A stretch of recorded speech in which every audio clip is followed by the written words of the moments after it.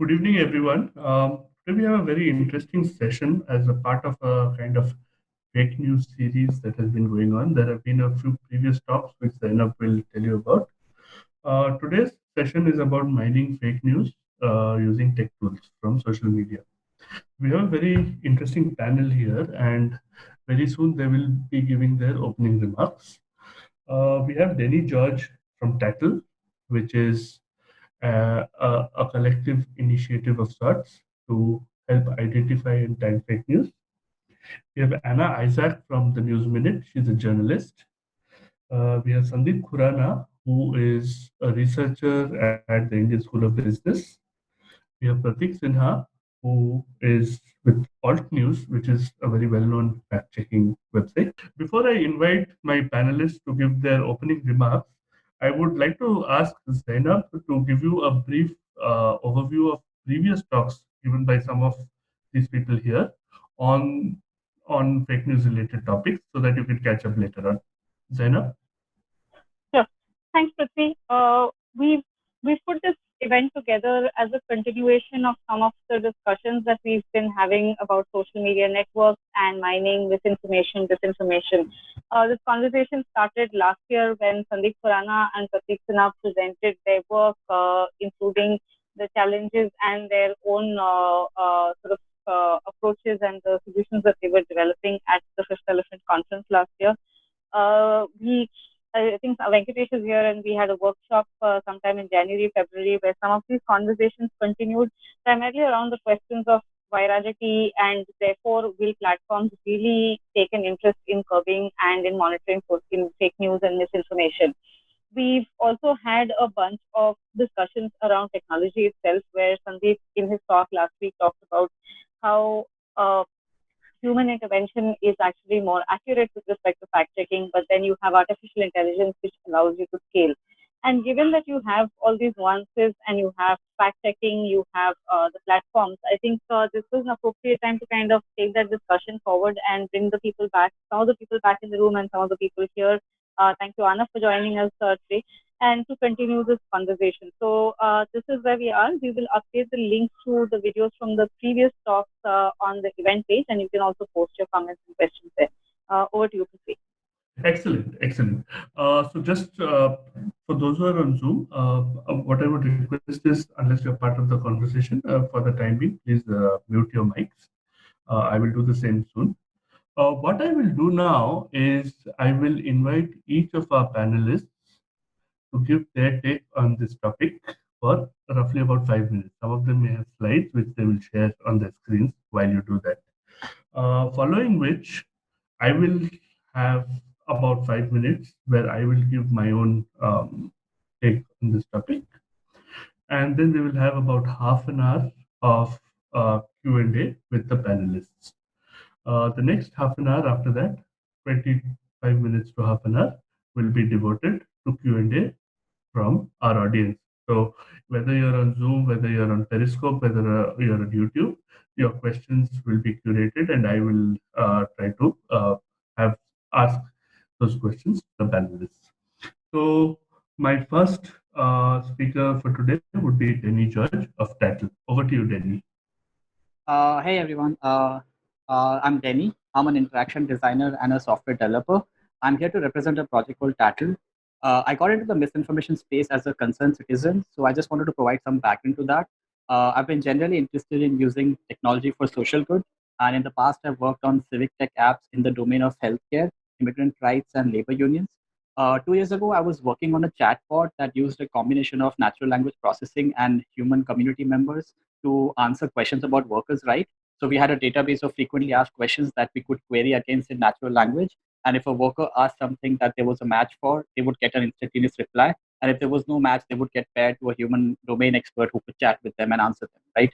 While I was working on this project, I was having a conversation with my friend Tarunima about the misinformation we were seeing on WhatsApp that was just being discussed and circulated by our family members. Back then we quite naively thought that a similar kind of community and tech solution should work for the misinformation problem as well. Since then, we've been trying to identify the various gaps in the processes, the community, and technology that an open source and community-driven project would help bridge to address some misinformation on WhatsApp. One of the problems we identified early on was the lack of visibility into some of these platforms, especially WhatsApp. So we've been building tools to help via crowdsourcing or automated scraping to collect data from WhatsApp in large quantity. And we've also been trying to make it easy to interact with this data by building multimodal search and tag-based searching so that other researchers and journalists or fact checkers could explore that data. In general, over the years, the vision for us is still the same, which is to make it easy to access accurate information for Indian internet users. And concretely to that end, we've been trying to amplify the work of fact checkers. We've been creating open source tools and services for public fact checkers and journalists. And we've also been trying to open up our data for researchers incomplete, and also been finding safe ways to open up like a subset of that data, which can be opened up to the general public for consumption. Yeah, that's it from my side. I will ask Anna Isaac of the News Minute to make her opening comments now. Right. So I work with the News Minute. We're a South-based news organization. I've been with them for about 4 years now. Just from my personal point of view, from my personal experience as a journalist, I think the first time I encountered fake news and had to really deal with it was in 2015 during the Chennai floods. I was a reporter with another television organization at that point, and the scale and the size of the amount of WhatsApp fake messages at that point was unimaginable. So the things like the Wonderloo Zoo being breached and tigers and lions being out on the streets, or things like the amount of precipitation that the city would get. So these were the things that we were getting at that point. And half your energy sort of goes into trying to bust that fake news while you're also doing other things on the job. Now, what I realized in the last few years is that fake news, from a journalistic point of view, it began with these big news events. So they were disasters, they were floods, they were, for example, the hospitalization of the Chief Minister of Tamil Nadu. And what I realized from the floods in 2015 and the hospitalization of Jayalalitha in 2016 is that the reason that perhaps fake news sort of proliferated was because of a lack of communication from the government side. There was very, very minimal information, both and communication and transparency from the government, from the Tamil Nadu government, during the floods as well as during the hospitalization of Chief Minister, which allowed fake news to sort of thrive and proliferate. But since then, it's become, it's no longer your big news events where fake news sort of thrives upon. It's become all pervasive, and that's the challenge that organizations like us, the News Minute, face on a daily basis, is because we're a very small team, we're a very young team. So your challenge and your dilemma as journalists and as editors is how much time, how much resources, how much energy do you put into actually busting that fake news, because you also have other things to do, as journalists. So that's a dilemma that we're constantly facing. But thankfully, of course, we have organizations like Boom Live and Alt News that also do the job for us. So, but yes, at the News Minute, we do bust fake news. So we do fact checks. We also put out videos in regional languages busting fake news. So that's something that we do on our end as well. As far as tools and technology go, we're very old school in that sense. We do our editorial processes, basically calling up official sources, getting credible information, and that's how we do our fact check and bust fake news. That's about it for me. Thanks a lot, Anna. I request Sandeep Khurana of the Indian School of Business, he's a researcher there, to give his opening remarks, please. Sandeep, over to you. Sandeep, is your audio working? Yeah, okay. Sorry. I was on mute. So yeah. Okay, so I'll try and connect few dots and go on some of the lateral issues related to fake news, and I see it more as a game between the criminals and the police kind of thing, where both sides keep evolving as they deal with each other. So there are two, say, different examples which I have taken. In one example, let's say there is a fake news saying UN declared Jan Gana Mana as the best national anthem. Now, there is a falsehood stated, there is a fact check done that it is not true, but instead of acceptance, there is a rationalization. So what? To me, it is still the best national anthem. Don't you think so? Now, even if you give a rational reply, but that is not the same as UN calling it the best, The other side will say, no, you don't like your national anthem, you are anti-national, and it is heads I win, tails you lose. So it is that post-truth kind of scenario where the narrative and the beliefs, pre-existing beliefs, are what define your version of truth, and the fact check is actually not even addressing that narrative part. The second example I have is of a dog whistle where somebody says, these people spread the virus. Now, they don't say who are these people, but they just say this. Now, there are their fans, followers, or third parties who will say, these people, who are these? They'll get elaborated by the third party. And fourth party acts on it as a fake news, which means a real world damage where somebody goes and does some crime or some mob action and those kind of things happen. There is a real damage which is done by even some fourth party. Now, when it comes to the first party as instigator, they are in denial. They are saying, I never named anyone. I'm not responsible for what's happening. And I mean, we can clearly think of examples of this kind of narrative over last few months. And then there is a victimization also claimed by the original dog whistle, the person who blew the dog whistle. So they'll say that these people always see the devil in us. We never said this. Unnecessarily, they are attributing all these charges to us. So these are the kind of issues that go beyond just fact check, and which is where some of the challenges lie as both sides play this game of dealing with each other.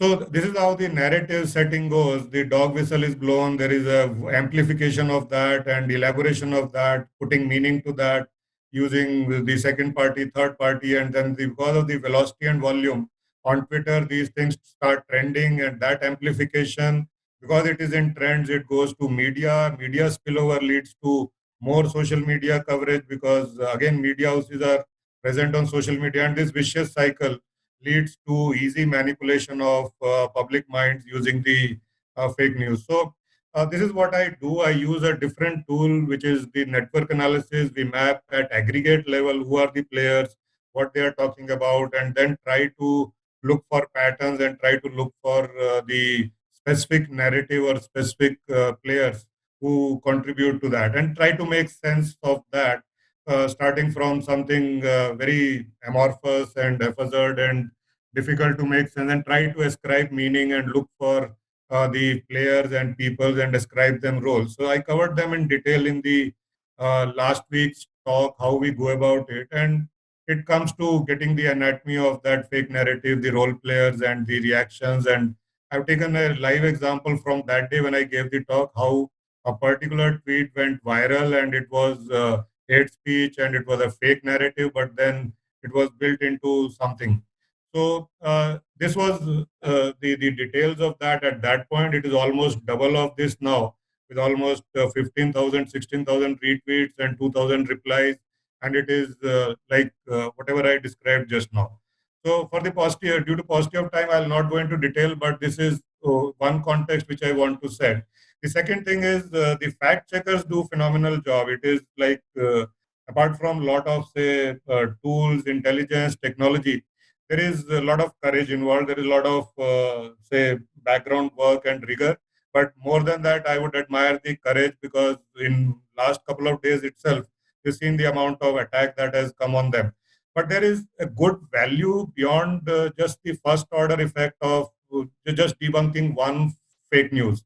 So one fake news is just one part. That evidence enables the law enforcement.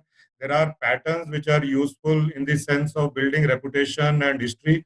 For example, there was one case where there were 17 fake news belonging to just one Twitter handle. And then that was debunked by, I think, Pratik and Alt News team.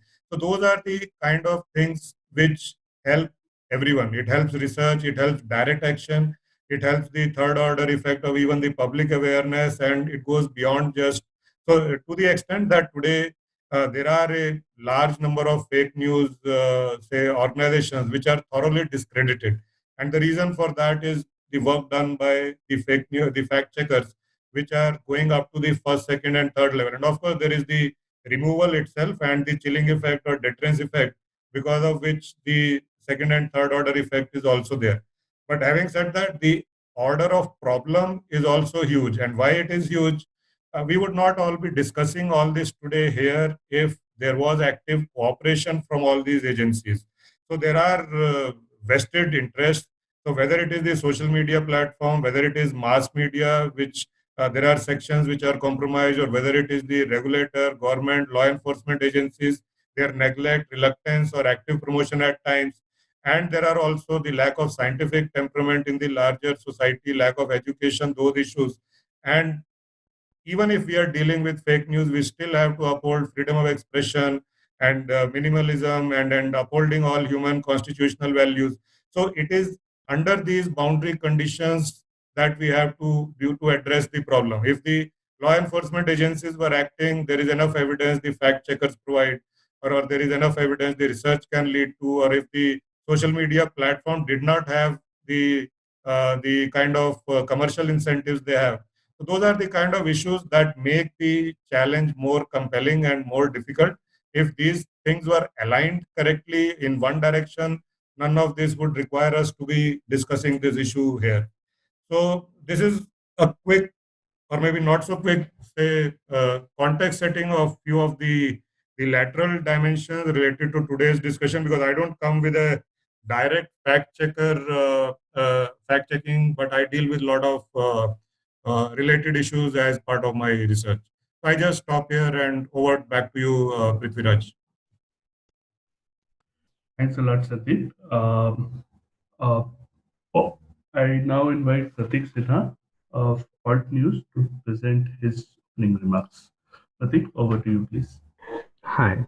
Thank you for having this discussion. I think this, while talking about the politics around misinformation and the misinformation itself, I think one of the issues that we don't talk about enough is that at the start of the day, I think technology has a role to play in as to where we are and how Danny spoke about sort of technology for good. And largely, I have worked as a software engineer for over 15 years, and largely the tech industry has forgotten that aspect where profit-driven motives have resulted in such an ecosystem that most of the software companies, especially the ones which are directly related to this, that is the social media platforms, etc., they always do just so much that that the PR does not go bad. They won't do beyond that. I mean, one of the latest examples is the TikTok video where they got Virat Kohli, etc., to do a video saying that forward mat karo, and that is where the message is limited to. I know TikTok has joined hands with one specific fact-checking website, but again, if you look at the sort of problematic content that comes out of TikTok, it is not, a lot more needs to be done as far as the platforms is concerned. I'll talk about what my understanding of what technology can do vis-a-vis what I have learned in the past 3 years. So there are three aspects to fact checking. The first aspect is a collection of information. That is what is being spoken about in social media, who's exchanging what. And in case of India, it is most of the misinformation is mostly in terms of images and videos, especially the viral misinformation. If you look back and what you see on WhatsApp, it is 2 to 3 lines of text and an image or a video. Yes, there are these long as WhatsApp forwards, but typically those are more about data. This government has done so much, this government has done so much. They are typically not as problematic as these images and videos, which are often misrepresented. Old videos are represented as something which is happening in present, and very often with a communal narrative. So, okay. So the first aspect is collection of information. What, who's talking about what, that is something that can be centralized using using technology. I'll just show you in a bit what we have done. I'm not sure what are the next sessions. I don't know whether to show it now or later. Please let me know. But go ahead. You could show it right now. Okay. I'll show what we have done in a bit. So first is the centralization, collection of information, and that can be done using technology, so that two things can be achieved. Number one, you figure out statistically what is more viral, what is less viral, what, which story, because one of the important sort of indicators as to which story we prioritize is based on what is more viral. And over time, obviously, the team that we have at Ortiz, and I'm sure the Boom Live team also, we have a pretty good idea as to, by looking at certain indicators on social media, how much it is getting shared on Facebook, how much it is getting shared on Twitter, and both, all the fact checkers now have individual WhatsApp accounts. We know what is viral and what is not as viral. But I think there's very little data around the issue of misinformation, and centralizing this will help in collection of statistics. That is one thing, and also it helps fact checkers and prioritizing. Let me share my screen for just a second. Hold on, Google Chrome. Okay, so this is what we have developed. If you can see my screen, so let me go to manage requests. So what we have is that we have an app on the Android Play Store. We don't have one for iOS yet. We focused on Android because that is what most Indians have. So these are the requests that are coming in. We have I don't know 33,000 pending requests. The design issue that we realized later is that we made the app into a sort of a call center kind of interface that you send a request and we'll respond, and that obviously cannot work with us, with a 10 member team. So the app is going through a redesign. We are thinking about more things, but so I'll show you an example. So these are the requests that we are getting in today, and we also get it on WhatsApp. But earlier we pestered WhatsApp a lot to give us the API, which they refused to. But now we think that may not be the right approach, because again, WhatsApp is also like, there's, unless you have a robust API on WhatsApp, automation won't be that easy. But here what we have done is, for example, you see this one video coming again and again: brutal assault on Vrindavan Press, brutal assault on Vrindavan Press, brutal. So when you see this thing coming again and again, that is multiple users, and we have anonymized data, except for the MAC address of the user, we don't collect anything. So it is not that people are worried as to which side of the political spectrum they are from. We have no demographic data about the people who are putting in, who are sending the data. So the people who are sending in the data, they don't have to worry about their identity. But here, if you see, you're getting this again and again, which means that this, in a short span of time, the people who are on the app have sent this 4 times, and they are from different MAC addresses. If you look on the right, you'll see that they are from independent MAC addresses. No, some of them are from the same MAC address, but very often you see the examples that they are from independent MAC addresses, which means that it's viral on social media, because it is, so we look at the difference, how often we are getting a request, and how many requests we're getting. So essentially the velocity of the request. And so that is what I mean by centralization. Right now, the centralization is not there because it's only the app feeding the request. We have an API where we're going to tie social media platforms so that we centralize all the requests in one place. That is Twitter, Facebook. All of the requests essentially come in one place. Now, the second part is fact checking. Fact checking is mostly driven by humans. You need a human brain to figure out what is true, what is false. But there are exceptions to that. The exceptions being, there are a lot of things that these social media platforms can do to make things easier. For example, one of the most common form of misinformation is old videos and just used in the present context. That is something that the likes of Facebook, Google, and Twitter, who have really deep pockets, they can start indexing all the videos and images. And whenever an old video is viral, they can mark it on the platform saying that, look, this is an old video. They have not done that yet. But those are the tools that can be developed in the process of fact checking itself, to make the job of fact checkers easier and to eliminate certain kind of fact checking. If a Facebook video is posted and it comes with this thing that this is a 2-year-old video, like many journalism platforms are doing, let's say even if you go to Bajian, if it's an old article, it'll say this article is 5 years old, or this Article 7 is years old, because many people tend to share articles thinking that this is something that has happened in present, while it must have happened 3-4 years back. So those are the kind of solutions that Facebook, platforms like Facebook and Twitter can look at in terms of automating fact check. The third part of fact checking is disbursement of fact checks. So that is, once something is fact checked, how do you automate the delivery of fact checks? So this this request log that you're seeing, what you're seeing is that this system that we have created, that is automatically responding to fact checks which have all queries which have already been fact checked. You saw certain things in managed requests, which is requests that are coming in and which we have not fact checked yet. But what you're seeing here is our requests that are automatically getting responded to without any human intervention. So we are taking the human intervention out.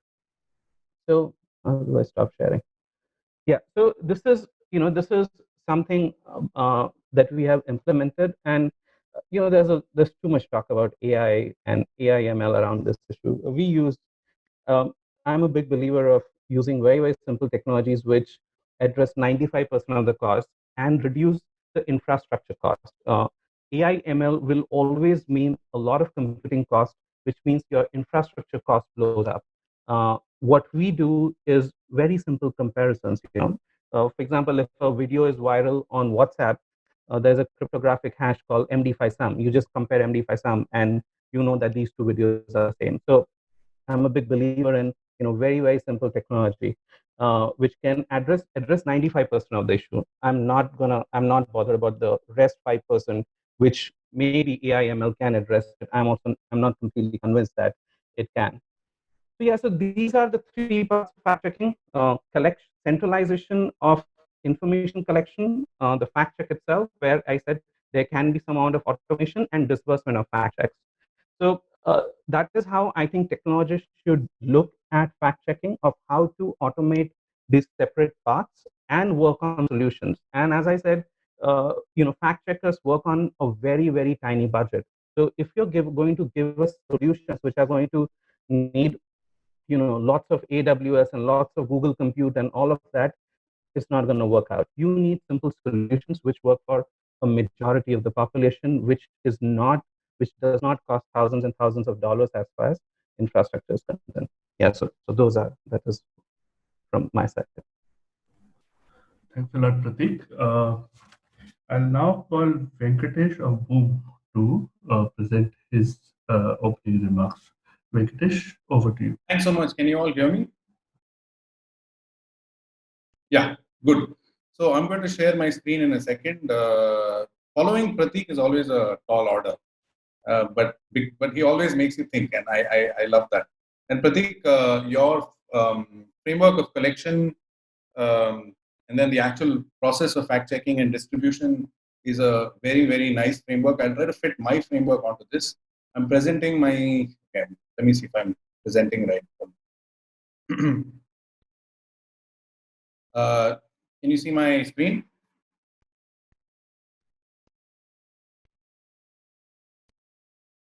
Can Prithviraj, can you just a thumbs up? Oh, yeah, okay, cool. So I feel this is contains a little bit of what Pratik's been saying, and also a lot of my own thoughts.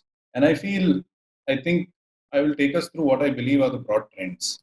I think at the very beginning, there are two broad trends I see in the technology community. A lot of resources are being used to understand misinformation still. I mean, it's probably the 4th year and we're still trying to understand the phenomenon. And a lot of research is still trying to figure this out. I mean, using data, collecting data, yes, but also models and predictions to see what the patterns are on various platforms. And I understand why that's the case, because fake news or whatever it is you want to call it, misinformation, disinformation, information disorder is like a shape-shifting monster. And the moment you feel you've addressed one issue, another issue crops up. So this is the one broad trend. The second trend I see is there are different types of solutions. And sometimes these solutions are, okay, I have this very cool approach, whether it's a AI approach or whether it's like a some other tech-enabled approach. Let me see if I can fit this approach, and let me see if I can find a problem. Sometimes there's a mismatch, and this is where what Prateek said tends to echo with me, because he says we need simple solutions. 80% of misinformation out there, it's image and video based. At Boom, we carried out a piece of research on all the coronavirus related fact checks we've done. It was about 280 or 290, must be more than 300 by now. And we realized the trends are 30% roughly video based, 30%, I mean, the numbers are a little different, but these are the broad trends. 30% are, 34% are video, something like 29% are audio, images, and something like 29% is text only, and audio based misinformation accounts for some 2%. So we don't need like huge solutions, we need like small solutions, incremental kind of solutions. And I've seen also, when you look at technology, from my perspective as a researcher and someone who's looked at this field for a few years, I see some 4 tech-specific trends. There's big tech, they get a lot of pressure on them, and they fund research, they fund efforts to deal with misinformation. They also fund fact-checking organizations, the International Fact-Checking Network, of which both Boom and Alt News are a part of. These tech giants route their funding through IFCN, but also through other means. That is happening. But you have other approaches as well. You have an abundance of technology startups that are trying a multiplicity of approaches.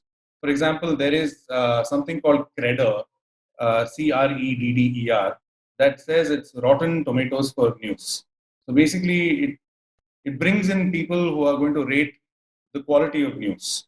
You have an organization called RepuStar that is bringing in activists to help deal with misinformation. So you have a variety of approaches, and universities are also trying different approaches. They have their labs, they're doing their research, they're holding convenings. And then you have individuals and interested groups. I think even among the panelists today, we can fit ourselves in some of these categories. Denny, for example, is an interested individual person, and then is also a technologist and so on. There's nothing, from our perspective, there's nothing wrong in this, and we need the more approaches we have, the better it is. Ultimately, not every approach is going to work out, and we've seen that as well. These are the examples I mentioned: rotten tomatoes for news activists. What we feel is needed is, in India specifically, we need a scalable solution. And the scalable solution has to take into these realities. The fact that the same piece of fake news comes up again and again. There are multiple languages in India. And, if one comes up in Marathi, the same thing a month later is going to come up in, Odia, or maybe at the same time. You have multiple platforms. You have WhatsApp, you have Facebook, you have so many platforms. You have ShareChat, you have TikTok, you have Hello, and then you have uneven literacy. So you have, as you go across the country, you have people who need debunking in various formats. Audio is a big way to debunk, but I don't know if we have explored that sufficiently. And you also have to take into account uneven internet access. So this is the reality we're dealing with.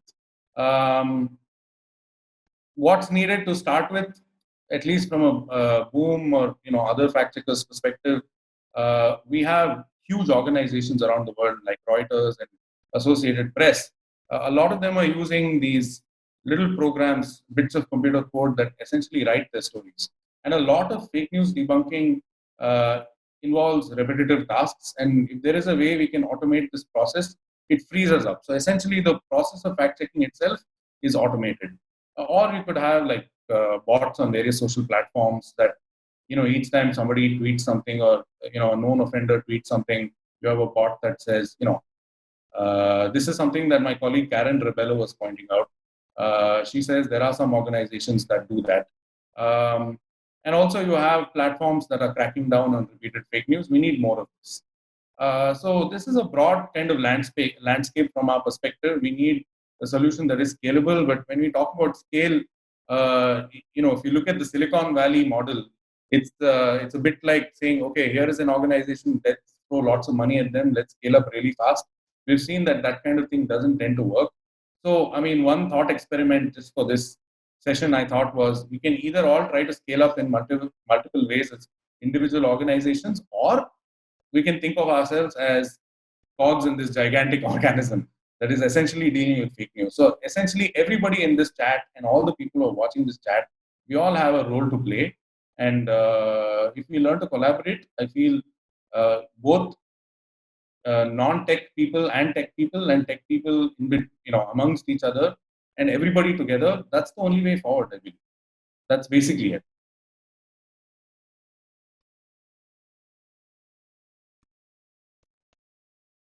Thanks, Venkatesh. Thanks, guys. We saw some very interesting perspectives. I thought I'll share a few of my own as well here. I will be sharing something here as well. A lot of what I plan to talk about has been covered, so I'll go very quickly wherever. Is my screen visible? Yes. Yes. Great. So there have been lots of talks before on fake news. So I'll skip this. There are many kinds of fake news. There could be hoaxes, there could be conspiracy theories, malicious rumors, outright fabrication versus wrong reporting, etc. What I found interesting was this article by the BBC with very nice illustrations about 7 kinds of people that spread fake news. And I keep in mind that why I'm doing this is because the end goal is to talk about maybe AI or ML approaches to detecting fake news. So it might be useful to know who are the kinds of people. We have 4chan and even small-time jokers who want to see the world get confused. The scammers who can make money. Politicians, they're very much part of this ecosystem. I don't want to name names. Conspiracy theorists. Did China do biological warfare and come up with the coronavirus? Insiders sometimes may be well-meaning. So you might have a doctor who thinks that some information is worth sharing. That information may not be correct. In India, I think we have a term called the WhatsApp uncle, the relative. And of course, you've seen celebrities, right? So this is what they say are the 7 kinds of people. I think Sandeep has presented this in his last talk, but for those of you who were not there, this is a very famous study published in the journal Science last year, 2 years ago. What it says is that fake news is more novel than real news, and as a result, it propagates faster, deeper, and broader on social media. So the depth of the cascade, people who you don't know, who are very, very far away from you socially, might also be subject to your fake news in an information cascade. And one thing that they do is both sentiment analysis and topic modeling. Topic modeling suggests that political themes, fake news with political themes, tend to be propagate faster, broader, etc., than say terrorism, natural disasters, financial information, etc. Other thing they do is look at replies to fake news. Now, all of this is on a massive Twitter data set, by the way. So retweets and all can be mapped. And they show that fake news illustrates fear, disgust, and surprise. It elicits fear, disgust, and surprise in the replies. While real news is more of anticipation, joy, sadness, and trust. So anyone here who is familiar with topic modeling or sentiment analysis would be familiar with how this may have been done. Another thing that I found, and this is actually a very sobering thought, this is an experimental study, again in a very famous journal, Journal of Experimental Psychology General. They say that we kind of know this, but they did it very rigorously, is to show that repeated statements in especially fake news, the more you repeat them and the more convincingly you repeat them, tend to be perceived as true. And interestingly enough, if you do a fact check and tell people that you're believing something which is false, they may not believe you, or they may not update their beliefs. Now, there are two parts to it. One is fluency. So, if somebody very confidently, fluently, and repetitively repeats fake news, and we know there are, let's say, Donald Trump, who does this quite often, people have a heuristic. A lot of people have a heuristic that they rely on fluency rather than knowledge. So, in simple terms, a glib liar can be easily believed. This is a little sobering because, at the end of the day, we are trying to correct people's misconceptions, etc. Psychologically, it may not be working. So, this is one perspective that some academic research has. So now, fake news, there are two aspects to it that machine learning researchers are interested in. One is characterization, and characterization is based on psychological foundations, social foundations in traditional media. So now you know that there are some media houses which may make mistakes. There are others, and increasingly and disturbingly so, we are seeing there are certain media houses that seem to be doing this on purpose. I think 2 days ago there was a story about a so-called Tiranga virus in tomatoes that was spread in Maharashtra. And according to ex-Chief Minister Prithviraj Chavan, who has just put it on Twitter, he claims that it caused a crash in tomato prices. Now, Tiranga virus may sound very stupid to you and me, but it had real consequences. Of course, social media, you know that there are these malicious people, these echo chambers, etc. More interesting is detection. And this is where, so there are parts to what Pratik, Sandeep, etc. said. And one of the major ways of detecting fake news today is stance-based, which means you try to see if this media house has stance left, right, etc. And without taking names, maybe a certain stance is more prone to fake news. You can make your own conclusions what that stance may be. The other is a very interesting method called propagation based. This is very similar to what Google does with the credibility of web pages using the PageRank technology. So if credible sources are linking to you, then your credibility increases. This is one way to do it. But there are other ways which are knowledge based, which is actually manual fact checking, or style based. Now there are certain stylistic elements that you can see in certain fake news. For example, you might see UNESCO coming up a lot in fake news, etc. And these are some style-based detection methods. So, for any of the listeners here who are interested in learning about fake news detection algorithms, these are some of the considerations in place. Very quickly, now most of you spoke about different initiatives of social media companies. Very quickly, I'll just share with you what I found different companies are doing. Facebook seems to have the most comprehensive on its own Facebook blog. It says a lot of fake news is financially motivated based on clicks, etc. So can you disrupt that by if you know it's fake, don't propagate it. So cut off their oxygen supply. Building new products to curb the spread of fake news. I'm guessing this means something to do with their algorithms again. And FAQ pages. How do you help people who are exposed to fake news? Google and YouTube, on the other hand, they are investing, at least in India, to train journalists and fact checkers. That's what at least public reports say. Globally, also they have developed tools, especially for Google News, and of course, similar to Facebook, changing their algorithms, propagation algorithms, especially on YouTube. WhatsApp has a forwarding limit, which they recently did. A search message feature, which is if something is very, very viral, not all messages, if something is very, very viral, you can search it on their user interface. I've not tried it yet, and see and look at its veracity. And they have a big FAQ.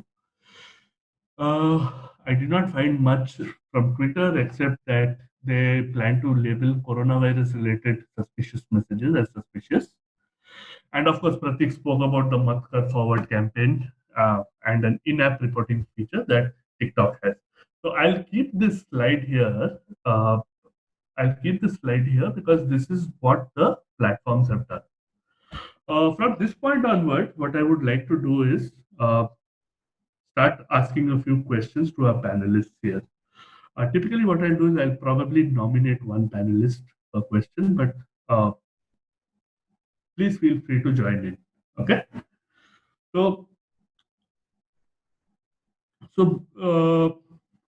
And I'll actually stop the share here because I have my questions on my thing. So the first question, let's start with the use of computers and AI in tagging fake news. Now, I saw two perspectives. One is Pratik, who said that he's not that big a fan of AI. He would rather prefer simpler methods, right? So, which is something like a database match. Sandeep, I'd like to ask you one thing. So, see, you know that AI has a lot of bias in it, right? We have seen AI biases in sentencing, in airport risks, etc., with racial bias. In this particular case, would there be a possibility that there's a stance bias? So you may have a lot of right-wing propaganda, which makes right-wing even legit people more prone to be mislabeled as fake news. Is this kind of bias possible? Yeah, so surely like the AI or machine learning or any even statistical assumption in all this is that the trends of the past hold on to the future. So if I do machine learning on a training data set, and my primary assumption there is that whatever is being learned from by the machine, that is what I will be applying it to then get the best results.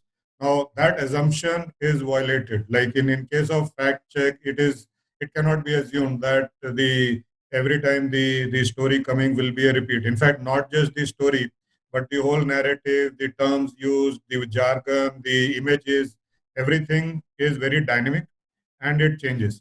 So it is a big limitation of AI-based models. So even if you take vocabulary, so the terms used for certain communities, for terms used as part of, say, even misogyny, those terms morph. And then those terms may be used in languages in which we may not have AI models or the training data.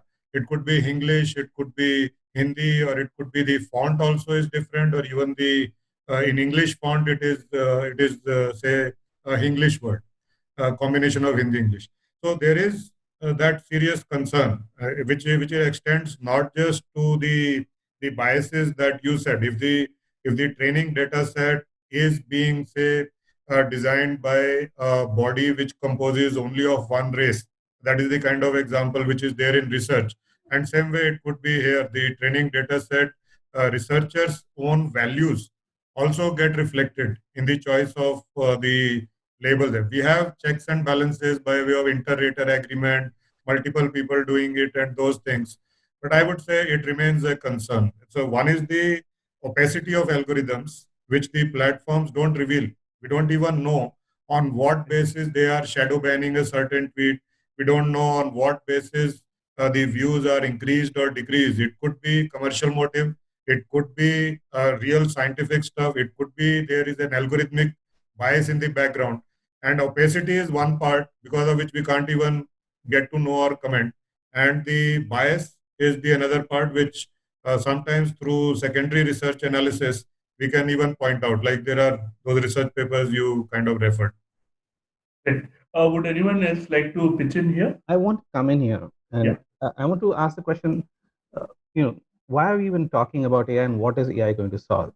Because there's every conference, tech conference I go, they talk about AI from the point of view of misinformation. At least from the Indian point of view, number one, what are the 4 kinds of misinformation? Audio. What is audio? In where somebody said that, look, Lakshmi Mittal said this, and we find out that Lakshmi Mittal has not said this.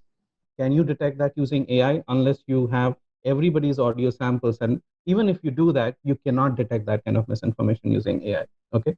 Number two, you have videos, and again, I'm talking purely from the Indian perspective. I'm not talking about the Breitbarts of the world. You have videos which are, preceded by 2 lines of text. Now, what is AI? AI is essentially you have a database and you predict that a new piece of information based on your existing database. What does it say? Anything about the new piece of information, right? Broadly. Now, this new, let's say a new video comes with 2 lines of text. Number one, NLP, with 2 lines of text, with just 2 lines of text, your natural language processing, you're not going to be able to detect bias, or at least in an effective manner. There will be too many false positives as far as your NLP methodology is concerned, because you don't have a large enough sort of block of text. As far as videos is concerned, the only way to figure out where the video came from is by looking at an existing database of videos. That is what we are trying to create in a very, very small manner. As I said, Facebook, Google, and Twitter of the world have enough money in their pockets to create a gigantic database of videos and images, which one can query, which fact checkers can query to figure out where a video came from. Number three, images, same as videos. There's no difference. A video is essentially a combination of multiple images. And number four is text. So text, a large block of text. There, maybe you can run your NLP algorithms to figure out what is the bias, etc. But is it going to be effective? I mean, if you go out and tell somebody, you yourself spoke about how to convince people. Even with a legit 100% fact check, very often you're not able to convince people. Are you going to be able to convince people that there is a 80% chance of this being misinformation and 20% chance otherwise? Well, so this based on my current understanding of technology, I think, at least from the Indian perspective, AI ML is of no use. So, if I may respond to. Yes, please go ahead. So, 2-3 points. One is, of course, AI is not deterministic. It is not going to give a clear yes/no answer, and there is definitely not just the probability or deterministic part, but also the accountability part, because of which the human element has to be there. And the nature of the game itself is complex enough where someone has to take a manual call. So there is no doubt that there has to be, in every single fact check, there has to be a human element. That is one part. The second thing is that if we are not able to answer using AI and ML an individual say story or an individual fake news. But suppose there is an aggregate level. Let's say a particular handle is Islamophobic or misogynistic or hate speech. Now that there is an aggregate pattern which gives a high probability or low probability, which then gives a clue that, okay, these are the things to be looked into. Just as what Pratik sees that, okay, this is coming in more often, this story is coming in more often, and this is what people are referring to us frequently. So there is that element here also, that at aggregate level, the accuracy is better, but at individual story, we cannot do that.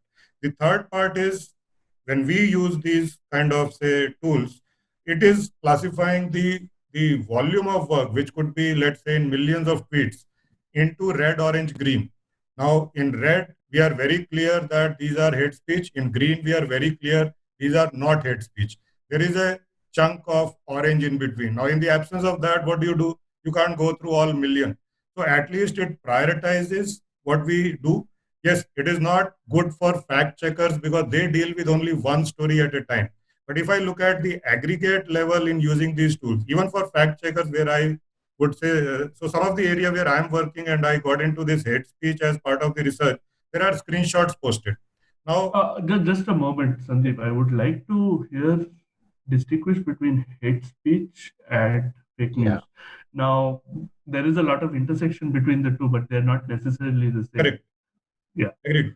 So let's stick to the fake news aspect of it, irrespective of the motivation. So, And I agree that in hate speech, it will be useful, because hate speech, you can recognize certain characteristics in hate speech, but misinformation does not necessarily have those characteristics. In fact, in your presentation, you use the word dog whistling. In case of misinformation, there's so much dog whistle, that ye log kar rahe hai, Correct.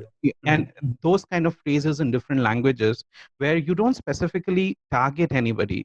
There's a lot of dog whistling, and how do you sort of capture that using AI? Yeah.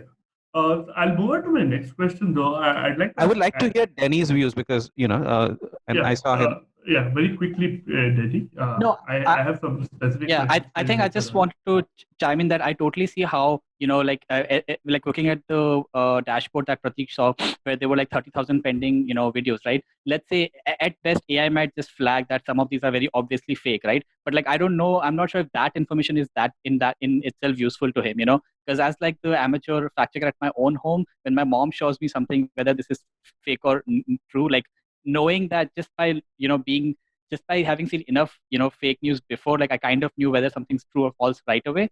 I do see the application of AI on our side, because like before, if we collect mass data and in order to provide some kind of overview or aggregation or insights on that data, maybe AI on our end can be useful. But like maybe when you create technology that's directly interfacing with fact checkers, like I don't think that's as useful. Okay. Thanks. I'll move on to the next question to Anna. This is regarding mainstream media. Now there are two parts, right? One is mainstream media has historically had fact checkers, and we do see some sort of scale back there, budgetary scale back. A. B. The other thing I would like to address is let's forget about the motivated mainstream media who are the propagandists. Now that's a separate story. But we do often see genuine, well-meaning media often fall prey to fake news. Do you think at some point it is possible to have an ecosystem where, like we have auditors for our financial reports? Is it possible that a mainstream media, let's say Times of India, the News Minute, or whoever, ties up with a Boom or an alt news and says that we are verified by them? Is some sort of business model like that possible? Well, I'm sure in terms of collaboration, yes. We have, picked up all news stories in the past. We picked up Boom Live stories in the past. So in terms of collaboration, definitely. In terms of, fact checkers as a specific beat or a specific role in the organization, in the organizations that I have worked at, over the years, I've never encountered anybody who's a separate fact checker. The Newsminute also, we don't have somebody who only fact checks. Everybody is expected, from the reporter up to the editor point of view, who then okays the story and then puts it out. It goes through obviously various levels of fact checking before we publish a story. Depending, of course, on the nature of the story, there will be multiple levels of fact checks. From the like I said, from the reporter's point of view, each editor may have their expertise, so it'll go to the editor of that expertise before it actually gets cleared and published. So, I mean, at least that's how the Newsminute operates, where we have multiple levels of check, especially for very sensitive, news that we're putting out. So I hope I've answered. How do you check? Here is a question though. If I give you a tip, if I call you up and give you a tip, how do you verify if I am motivated or I'm reliable or whatever? So I mean, it depends on what it is, right? We do get multiple tips on social media. We're a digital platform after all, and we obviously try and get other people to sort of either have the similar kind of experience, depending on whatever it is, therefore, and thereby corroborate it, and then depending on what that tip-off is, then obviously we get the official version to see what the official version is. So that's how we sort of, try and get multiple voices to speak on the same issue. If they have the same experience, then of course we will go ahead and get an official version as well. Okay, great. My next question will be to Denny. This is about community and crowdsourcing. I also see a few questions on the chat and the Q&A. I will come to that after. May I chime in on the whole media aspect a little? Please. Okay, so it's like the problem with the media is, it's like the Russian doll phenomenon. there are so many aspects to why the media falls for fake news, why the media does not verify enough. And the news minute is an exception, actually. Most news media in India, the problem is this is a problem that affects everyone. Is a business model problem. Your incentive is to create as much content as possible with as little time and effort as possible in order to generate the maximum revenue. So, unless the media organizations start pivoting away from this business model, and many organizations have started, and unless the demand from readers and viewers, comes with greater frequency that you produce quality news and the willingness to pay for news, then until that happens, I don't see any easy solution. You have media organizations that themselves fall for fake news and they publish it, and they don't do it because they intend to. They just do it on accident. And so they don't have the structures in place to add verification. And when you talk about verification, when I was in TV news, verification meant you independently get corroboration from two different sources. In today's day and age, that may not be enough. Two is not enough. You might need more independent corroboration. You might need to get away from the breaking news mindset. Absolutely. Only then will that work, and that's a huge problem. We can go on and on talking about the kind of issues the media and the pressures under which they kind of operate, but this is at the very heart of it. Thanks. Thanks. I want to address, come to one more aspect of this, and I'd like to ask Denny this question. This is about community involvement. Now, one very intuitive thing is, can you crowdsource, right? Now, people like Boom, Fact News, etc., they crowdsource at least the reports. So I can report something that I find suspicious, etc. The next level that probably could be possible, and maybe you're looking at also, is crowdsourcing of the verification itself. Now, let me just give you one anecdote that I came across a long time ago. There was a very unfortunate Boston Marathon bombing that about some years back that we all know about. And I was on Reddit at that time, and there was a very well-meaning Reddit community that was trying to crowdsource who the suspect could be. And one thing that they, with a lot of triangulation, lot of evidence, etc., people producing, is that some Indian origin student was missing. Maybe one day before the bombing happened, etc. This guy must be it. And they went on and on and on about it, to the extent that Reddit had to officially apologize when it came out that the other people were involved. And so we can see that maybe sometimes, missing aeroplanes, maybe crowdsourcing can work in scanning images of the ocean, etc. But in many cases, crowdsourcing can have its limits. What are your thoughts on this?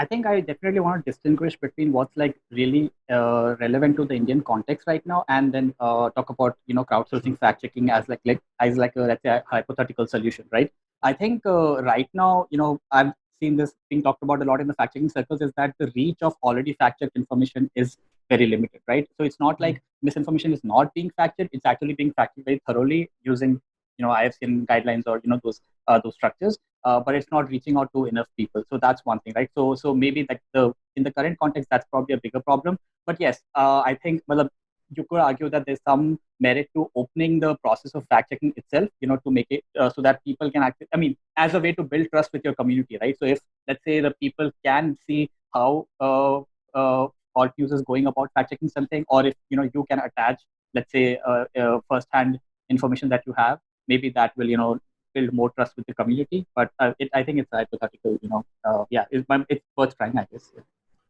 Anyone else has thoughts on this? I can come in here. So please. So for example, I'll talk about the story that we did yesterday, where we fact checked a claim by Op India, where they claimed that that boy a Hindu boy was sacrificed at a masjid in Gopalganj, Bihar. Yes, yes. And it was a completely fabricated claim.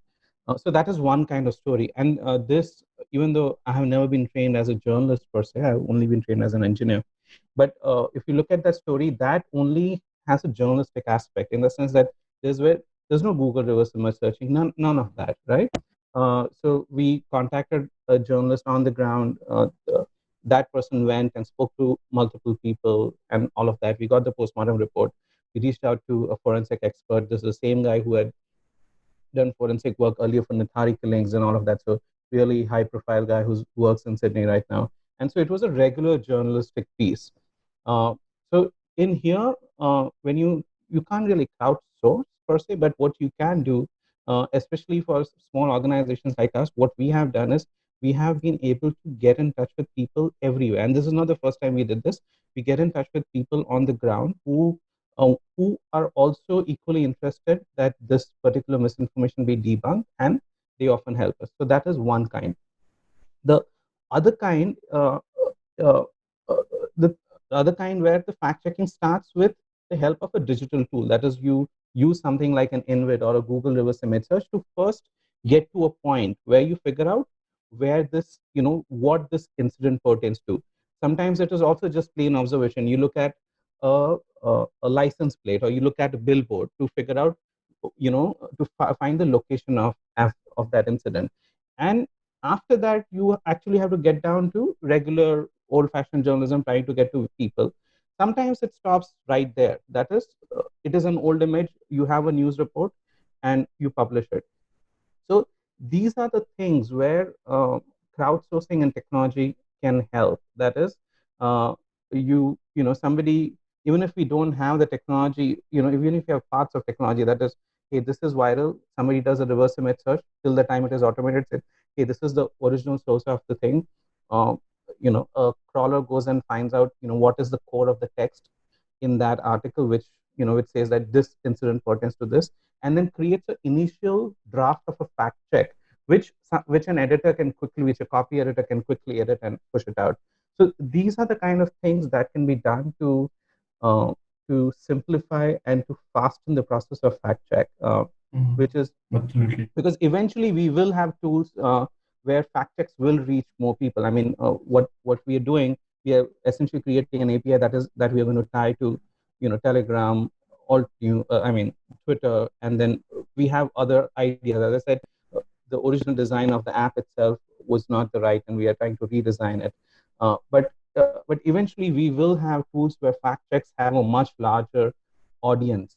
But then we will have the process of fact checking, which itself takes too long. So we have to figure out ways of sort of shortening that. And there are solutions, and I know we will eventually get to it.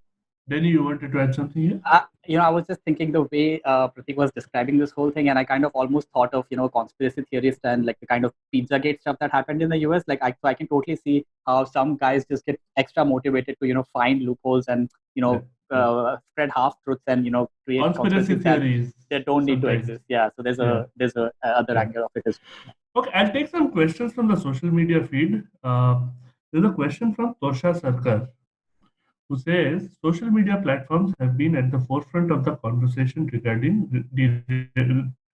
regulation of fake news, and are mostly known for being slow responders.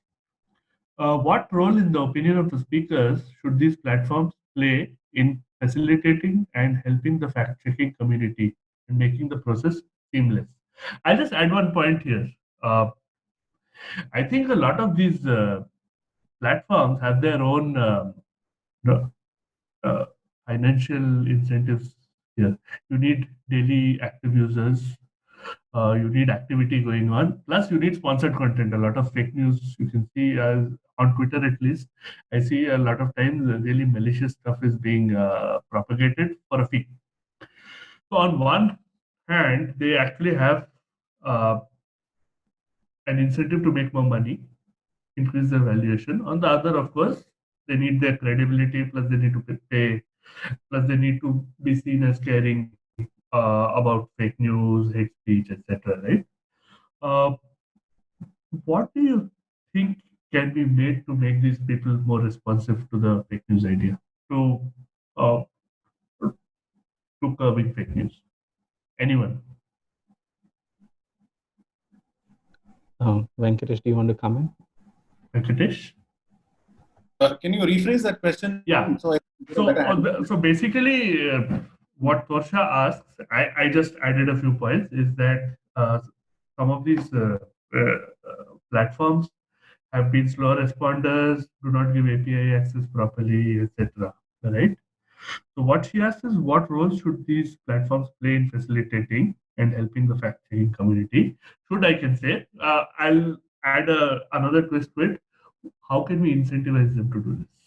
How can we incentivize technology? I mean, how can we incentivize Facebook or WhatsApp to share their API or whatever? Let me wear slightly opposing hats. Okay. And thanks, Pratik, for tossing my name to answer this question. One is, there is this this analogy about cars. I mean, we've had technology since forever, right? Each time there's a technological breakthrough, there are a host of problems that come along with it. So when cars were invented, it took how many years? 30 to 40 years before seat belts were put on cars. Then you have the breakthrough in genetics, right? Which Samant Subramanian talks about in his book. So now the breakthrough in genetics, along with that came this movement, the eugenics movement, that was co-opted by the Nazis. This obsession with creating a pure form of a human race, that kind of thing. So each time you have technological breakthroughs, the pro-technology argument is it takes some time for the world of technology and everyone else to demand accountability. And we are currently in that phase. So that is a pro-technology argument. Right, and there is some limit to that. Merit to that argument, I believe. You have the Facebooks and the Googles who set out to dominate the world, but they also have good intentions, and then they realize they're blind to their own creations. This is the analogy of the Frankenstein monster, also, and then they kind of lose control of what's going on, and then they try to fix the problem. So that is that's one way of looking at it. The other way of looking at it is, they have to be more accountable. They have to do much, much more, because we already have a society that is completely ripped apart. How do you deal with it unless you have the most resources for the most, the craziest problem at this point in time? And here, one good way or one potentially dangerous solution is having governments, demanding more accountability from social media platforms. What the European Union is doing vis-a-vis privacy, for example. We can have, there are people who are calling for a coalition of governments around the world to demand greater accountability from tech platforms. The danger, of course, is this can be hijacked by special interests and nations that want to benefit from the status quo. So that's the problem. The big problem for me is every time we start talking about fake news, it just very quickly becomes talking about society, talking about all the problems we have in the world. Everything. And then it can get overwhelming really fast. Yeah. But so I am increasingly of the mind that we need more accountability from technology firms. Thank you. Pratik? Yeah. So you want to add something? Yeah. Yeah. So number one, if you look at the pattern, Myanmar happened, and that is when Facebook realized that Facebook Zero is a problem, and they, I think it was not called Facebook Zero; it was called Free something Basics. else. Free Basics. Yeah, it was called Free Basics there. So Myanmar happened, and then that is when they realized, Free Basics is a problem. The child kidnapping rumors leading to the mob lynchings happened, and that is when WhatsApp, desperately tried to do something. So again and again around the world, we have seen that it is only when and there have been many indications of misinformation causing this kind of a catastrophe, but only when it reaches to the point that people start dying do these platforms suddenly realize that, okay, we have a problem. So that is problem number one. But in case of India, there's a bigger problem. The problem is that that we keep on talking of ease of doing business, and as Venkatesh pointed out, we end up talking about everything about the society, and that is a fact that everything in the society is, misinformation is a societal issue. It is not just a platform issue. It is not just a cultural issue. It is not just an issue with platform. For example, it is related to the governance themselves. I mean, one time Twitter suspended a few handles, and the parliament, called Twitter, asked Twitter to come and represent themselves. That is the kind of influence that government in India has over these corporate biggies. So for them to get anything done. So my basic point is that try bringing down some of the big pages which put pro government propaganda, and they put out misinformation. And I know that if you try bringing out some of them, all hell will break loose. So the issue is multifold, and yes, platforms can do much more, but in the present political environment in India, they also have the limitations. I'm not speaking in favor of them. I'm just saying that everything is crude. Also, privacy issues, right? At some point, these guys are going to say, give us details of who has done what. Prithviraj, just to add to Tosha's question, one more response. Yeah. So, most of the current responses by the platform, as even Prateek highlighted with TikTok doing that campaign of don't forward or that kind of thing, those are either very passive or soft or just advisory, suggestive. They don't really raise the stakes for the people spreading fake news. So the actions should get deterrent or punitive, or maybe at least even if you block account today, the cost of opening a new account is also pretty easy. But then that is one part where the actions have to get more deterrent rather than just soft suggestive action. The second thing is, recently Facebook announced a third-party governance board. It is an autonomous 20-member body where people can complain against Facebook decisions. So let's say some Facebook removed a post and that was wrongly removed. That scope of that kind of third-party governance body is limited. But otherwise, I get confidence from it being 20-member people of eminence. Those are 20 people who are eminent global, say, journalists or politicians or some kind of researchers or professionals. And with that large size of body and with that eminence, as long as their scope is also extended. So, for example, if they approve a different process which is autonomous of Facebook, or those are the kind of things which will separate their incentives from the part of fact checking. Otherwise, today, as everyone on the panel also is suggesting in some way or the other, that because of those incentives, they are not aligned fully to fact checking. Okay. Can you ask Cicero's question? Yeah, I'm going to ask Cicero's question. Yeah. So, to all panelists probably, but I often see people using hashtags while publishing fake news. Isn't that actually helping propagate fake news?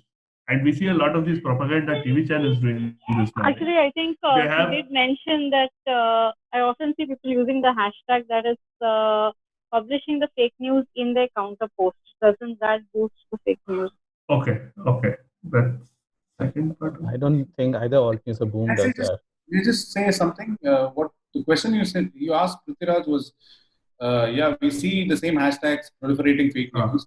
I'm just pasting something here for everyone's benefit, which is a paper by Data and Society, which I think partially funded by Microsoft Research and run by Dana Boyd, saying that it's like giving oxygen. Don't give oxygen to fake news. So don't, when you're on Twitter, when you're trying to debunk something, don't RT that tweet. Take a screenshot of that tweet instead. So people don't find the original tweet, that kind of thing. So I'm just pasting that in here. Maybe you might find it useful. Maybe it could be shared then, whoever is at the back end. Maybe it could be shared with the YouTube participants as well. But Uh, also the question itself, I mean, for example, I know Boom uses Boom fact check hashtag. We use Alt News fact check hashtag. So or COVID-19 or coronavirus, those are the only hashtags we use. So uh, I mean, we don't really use hashtags. What Venkatesh is talking about is a different thing. That is, don't quote tweet and say that, Yeah. this is misinformation. And I know we often do that. But yeah, that is a different issue, whether we are amplifying the misinformation further. But that has also led to many people deleting, because when you quote tweet, there are a lot of people who go and tell them that, look, this is misinformation. And it becomes a credibility issue. If you keep calling them out like that, it becomes a credibility issue and they tend to delete it. So if I don't know if many of you notice, but Madhu Kishore is not posting anything fake these days. So well, she says shocking if true. not anymore. I mean, it's been such a long time since we fact checked her. So It all depends on the debunk as well. Pratik, RT, quote tweet something, then the quote tweet will probably get more amplification than the original. But, I'm talking about it from the perspective of all of us, when we are on Twitter or Facebook, it's a good idea not to amplify misinformation. No, I agree. And there's something definitely that needs to be thought about for us too. Whether, in fact, these days, when we take, especially articles, we only take screenshots and say that this is false. So we also started doing that because we don't want people to go and read that article. Okay. I have one more question. This is for Anna. I don't know who has asked it. The chat window says it's from Zainab only. She hasn't mentioned who it is from. What are the challenges with respect to cost and resources that the News Minute has to face in collating, filtering, and dispersing fake news? I will bundle that with another question, which has come in the Q&A window, which is from Nadika. While all this fact checking is great, how far does it travel on the ground? Related to that, I will bunch one more since I see some similar themes, which Muzayun from YouTube has asked, which is, what are the reasons that fact-checked information doesn't reach people as much as the fake news itself? So in terms of costs and resources, obviously, our checking happens in-house. So, that's the cost involved. And obviously in terms of resources, because we don't only, of course, we fact check every news article that goes out, but in terms of fake news per se, and dealing with debunking fake news, in terms of resources, obviously that's something that we don't do on a daily basis, I would say. But in terms of collating and filtering what we choose is based on our news values. So, example, if a politician or a prominent political leader is obviously giving out fake news, that's a priority for us to debunk it. Of course, we also go in terms of virality. That's also, in terms of virality, we would choose to debunk it. So we don't obviously do it on a daily basis. So it really does depend on the news point and the news value that we see in choosing to debunk that fake news. I think the biggest challenge obviously is the reach of debunking fake news, because we are using, social media to debunk that fake news. So the question is how much of our debunking is actually going out and reaching that audience. So I think that, coming to Nadika's question, again, we're an English news medium. We do put out some debunking fake news in the regional languages. But again, that is very, very minimal. So I think that the problem here is that how do you reach your man on the street? And you reach your man on the street who may not necessarily get that fake news on WhatsApp or, on Twitter. How do we reach him? And I think that is the biggest issue that, we need to be sort of addressing at this point, is how to reach the man on the street. And that's simply through either your regional media, your traditional regional media, and basic understanding. Like human awareness needs to increase in basically trying to identify what is fake and what is real. Sandeep, maybe you may want to come in here. The next part of the question, there are psychological mechanisms, right? Why The fake news travels fast, but the fact check does not. Yeah, okay. So again, borrowing from the paper by Vasavi, which Prithviraj had also mentioned as part of his slides. So the fake news does travel faster, deeper, and broader, which means that it goes viral. It goes, and the reason for that in that paper, when they got into the why part of it, is that because of the content of the fake news, it is meant to generate certain emotions of maybe outrage or anger, or maybe it is a confirmatory bias for our own existing beliefs. And the biggest part which they found, that there is a novelty factor. If something is new, and to be new, the kind of content we mostly find is that something which is alarming. Oh, this kind of thing could happen. It is like very novel. It is alarming, and because of that, I tend to forward it to others. So that raises the amplification and virality, and then that is where the statistical validation, because of the 1,26,000 news stories being studied by them to full level of propagation, how they are going, and then doing the robustness checks. So I think that is where the research kind of suggests that these emotions and the novelty that lets the fake news go faster and wider. And of course, there are other behavioral aspects of confirmation bias or hindsight bias, or those which are also at play. People may not consciously design based on that, but based on experience, they will know what kind of content goes viral. And then, because of the likes economy, they all want to generate more likes, they want more followers, and because of that, they will kind of fall into that trap of sticking to that kind of narrative and sticking to that kind of generation of content. And of course, the costs are low. If you get caught also, the most that happens is you withdraw your post. Mostly the law enforcement agencies won't act unless it is a rare case. So those are the kind of things which are at play. Thanks. The next question, so I'll bunch up two questions by Muzayun and Kritika, and I'll start with Denny, and then maybe take opinions from both the fact-checking guys, Pratik and Venkatesh. What is the role that FOSS, uh, open source type communities can play in curbing fake news? So Muzayun on YouTube and Kritika, I don't know which platform, have asked very similar questions here. I think I am in some ways much closer to the audience on this video stream than, let's say, the fact checkers, and I can speak with some empathy to because I also had those questions that how can we as, let's say, technologists help in this space. And what we have realized is that a lot of the technology and AI or whatever these tools are open source, and they are pretty easy to get started with and like start developing stuff with. But I think what's lacking is some sort of a standard data set about the unique misinformation data that's circulating in India, right? And so I think that more than open source software, there's also some need for open data sets, which because a lot of this data is collected by fact checkers or researchers across the world, working in focus on India, but it kind of like exists in silo. And I kind of know why they don't open it up for general public, because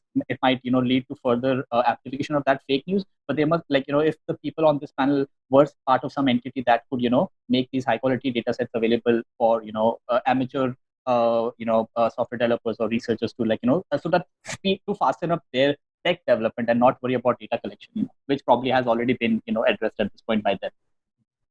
I'd just like to take views from both Pratik and Venkatesh on this. Do you see either Alt News or Boom, turning into a Mozilla or a GNU kind of project in future? Either of you. Go ahead, Venkatesh. See, this is a good question to ask, but not just of Boom or Alt News or any other fact-checking service. Someone mentioned open source, right? I mean, there is also open source, not just of technology, but also open source of, open sourcing resources or crowdsourcing, in other words. you asked the question: is there an opportunity for us to turn into a Mozilla kind of thing? I would say there is a potential opportunity, though I don't know how far-fetched it is, for us to turn into a Wikipedia, not a Mozilla. Because, a Wikipedia is probably got what? Last time I checked, 3 or 4 years ago, it had 20 employees. And there are pretty robust fact checks there, right? It's very hard to deface a Wikipedia page. Yeah, but look at this. If they have, I don't know how many employees they have right now, but let's assume the number is below 100. And they are sustained by something like 170,000 or 200,000 volunteers around the world. But out of that 200,000 volunteers, about 70 to 80% of fact checks are not fact checks. Wikipedia articles are edited by just 1% of that 200,000. Right? So what then would happen? A boom would need, if we have 20 employees, we would need a catch. I mean, let's just count both Odd News and Boom and other fact checkers. If there are 100 people in India doing this, we need 200,000 people, of which only 10,000 people ultimately will actually be an active source. So that is my answer to your question, which is we need to get everybody involved. Unless we get everybody involved, there is no easy way out. Unless it's like War of the Worlds, that H.G. Wells novel and that movie, that you suddenly have a threat and the entire planet is being terrorized and the aliens just die or start dying on their own because they cannot acclimate. Unless you have some kind of abrupt end to this crisis, we need to get everybody involved. Pratik, you want to chime in here? Yeah. So first of all, you disagreed with me about Wikipedia defacement. Yeah, go and check the alt news history, the Wikipedia history. My father also has a Wikipedia page, and I keep, it gets defaced. Somebody sends yes, of course. Yeah. So anyway, but Wikipedia. I mean, one very recently, Atish Tasir. He wrote a piece before 2019 elections against Mr. Modi, and immediately his Wikipedia page was defaced to claim that he works for Congress. That screenshot was circulated everywhere. And so, Wikipedia gets, the thing is that the defacement does not have to last for too long. All you have to do is deface it and it allows, Wikipedia allows anonymous edit. So all you have to do is deface it for those 2 seconds where you can take a screenshot. I mean, you don't even have to do that. Fast, right? You can just edit the HTML in place, but not many people know how to do that. But what they do is they go and deface it for 2 seconds, take a screenshot, and then circulate it. So anyway, but coming to the core question, number one, I agree with two. So there are 2 things. Number one, yes, Alt News will be open sourcing all the tools that it is making, including this. We will be releasing it. I'm not sure under what license, whether it will be LGPL or MIT. We have not decided on what license we're going to use, but we will be open sourcing it. Alt News articles are already under Creative Commons. So we already have a permissive license. Anybody can use it. To the point of data set, all the fact checkers use the claim. So in case of Alt News, it is in a JSON block in the code, which can be scraped. So you already have a limited database there, but it does not, you won't have what image or what video it is there because the schema.org JSON structure does not have a field to point to image or video which is related to the fact check. Once schema.org has that, we will update. So that automatically becomes an open source database, especially if the fact checks are under Creative Commons license. That is number one. And secondly, I'll share my screen real quick. So, we have something called seed data here. And so these are the articles that go in, these are the fact checks that we ingest. And eventually we are looking at automating the ingestion process as well. But this will also eventually ingest the JSON data. And we are looking at API that is protected with some kind of authentication. It is not going to be open to all. It is going to be a request based. It's not going to happen right away. I think it will probably take at least another year for us to make sure that this is accessible safely. But per request basis, we are looking at giving access to academics and and researchers to this data. Excellent, excellent. Okay, Prithvi, I think we should wrap up in 3 minutes. It might be dinner time for everybody, but we've taken a lot of the questions and put them on the comment section of the event page so that the speakers can respond later. One more thing, and the Wikipedia model that Venkatesh was talking about, this especially will work for translations, where we can, once a fact check is done in one language, the Wikipedia model can be used to do fact checks in multiple languages. And that is the main problem that we are facing. Somebody asked a question about reaching the ground. The problem is all of us are writing in English and Hindi, but there's so many other languages that it needs to be translated to, and that is where, especially where the Wikipedia model will be extremely useful. Absolutely. Thanks, Pratik. Okay, so since we're out of time, I'm going to ask one last question, which I will also use as your concluding remarks. To each of the panelists, it's going to be the same question, which actually somebody has asked to one person, but I thought it's a valid question to everybody. Where does the human element come in? If you're a fact checker, I'm sure you're being exposed to a lot of toxic stuff. If you're developing tools, I'm sure anybody in this ecosystem is I think, subject to a lot of abuse, right? Verbal abuse, maybe threats, etc. And there must be a human element there. So I'll go one by one and maybe use this as the closing question. So let's start with Denny.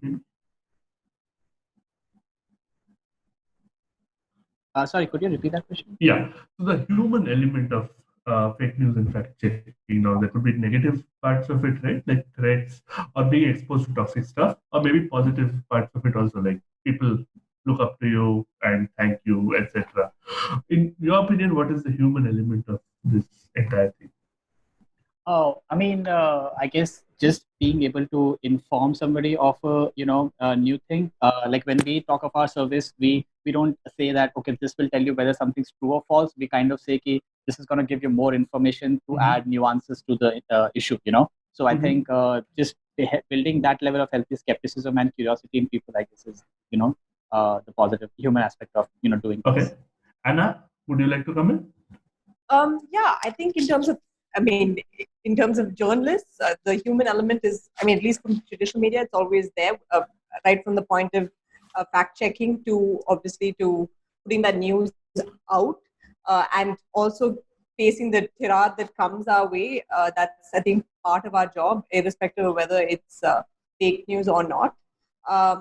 I think, obviously, in terms of the challenge, like I mentioned earlier, was the challenge of reaching that man on the street. That is something that we will always struggle with in this, in this sort of landscape. So I think that is the major human element that we need to sort of conquer. Okay, thank you. By the way, this question was asked by somebody called Pratik, so I will ask Pratik to answer this last. Sandeep? So I would look at the human dimension in the fertile ground for fake news. The fertile ground for fake news to spread is an echo chamber where there is social homophily. So a lot of people with like-minded biases, they get into an echo chamber, and then that is a very fertile ground for fake news to go, which finds acceptance much easily because there is a confirmation bias of what beliefs they already have. And there is something known as information avoidance, where fresh information which challenges their existing beliefs, they tend to underplay or ignore it, even though it is a fact. So the human element involved is in that being in that silo and being in that echo chamber where you just want to get your own voice reflected and not open to new views. Great. Thanks, Sandeep. I'll go over to Venkatesh. Venkatesh, your comments on this as a concluding comment. I mean, for me, the human element doesn't bring to mind fact checking so much as what I'm increasingly preoccupied with, which is media literacy or educating everybody. So just to use if you permit me, a coronavirus analogy, it's not a antibiotic that, we need an antibiotic or an antiviral, but we actually also need a vaccine. So I believe that the human element for me is getting into why people share misinformation and educating them on why they should not share misinformation or believe misinformation, which is a huge and mammoth task, of course. And Pratik, this question has been asked by your namesake, by the way. Yeah, so completely agree with Venkatesh that, there was an earlier question, how can fact checks reach everybody? It is never going to do. And the expectation that that fact checking is going to solve the issue of misinformation is not the right one. What we need is an educational approach to this, and that is what is going to help. As far as trolling, etc., is concerned, that is now anybody who's on social media and anybody, especially fact checking, which is has such a political aspect in India, which is most of the misinformation has a political nature. There is there's going to be a lot of hate, a lot of trolling, and it is something that we have to train ourselves to deal with. I don't think it's the ideal scenario, but that is how it is going to be. Thanks, Pratik. Thanks everybody. This was for lack of time, I think I will have to conclude it here. Thanks to all panelists here. Thanks to Denny. Thanks to Anna. Thanks to Sandeep. Thanks to Pratik. And thanks to Venkatesh for their very enlightening views here. I myself had a lot of fun and I learned a lot about the fake news ecosystem today. Thanks to Zainab for hosting this, and thanks everybody at HasGeek. Thanks a lot. Zainab, do you have any last words to say? Nothing. We will, all questions unanswered, we put them on the comment section of the event page. We request all the speakers to respond accordingly, and we can continue the conversation there. On that note, I think everybody can go get dinner, and good night and goodbye. Have a good Monday evening. Okay. Thanks, everyone. See you. Bye. Bye. Bye. Bye.